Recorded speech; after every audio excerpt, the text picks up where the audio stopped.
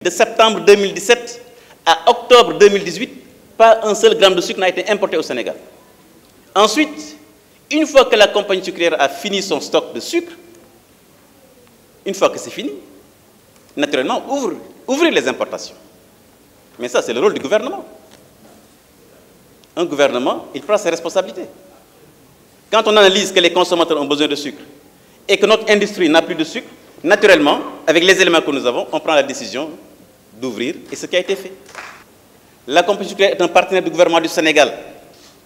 Le gouvernement accompagnera la compagnie sucrière non seulement pour commercialiser toute sa production, mais également l'accompagnera pour que dans le cadre du marché de la zone de libération continentale, que cette compagnie soit un des champions de l'Afrique pour approvisionner le sucre. Parce que je parlerai tout à l'heure du sucre pour l'Afrique.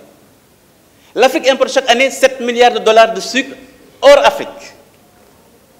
7 milliards de dollars de sucre hors Afrique. Est-ce qu'il n'est pas temps d'arriver le moment où le gouvernement, la compagnie sucrière, les hommes de bonne volonté accompagnent cette entreprise pour être justement l'une des compagnies qui approvisionne l'Afrique? L'enjeu, il est là-bas. L'enjeu n'est plus sur le petit marché du Sénégal. Parce que l'Afrique va aller vers une zone de libération continentale. Donc, encore une fois, honorables députés, moi je voulais rassurer les travailleurs et les populations de Richard Toll, de Dagana, de la zone nord. Dama ne ku la gunge nga jaay 144 000 tonnes 2018 nga jaay 136 000 tonnes 2017 mën na laa gunge nga jaay 7 000 tonnes yi nga am actuellement dans tes stocks. C'est ça la réalité.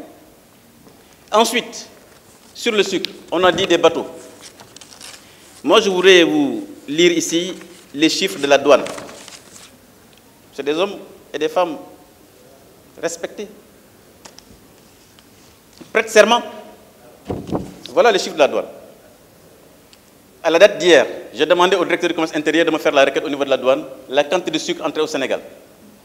14 000 tonnes 486. 14 000 tonnes 486 sont entrées au Sénégal.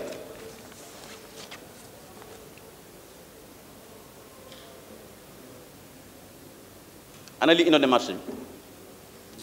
Et j'ai demandé à ce que tous ceux-là qui ont des autorisations sachent que la commercialisation du sucre de la compagnie sucrière est d'abord prioritaire.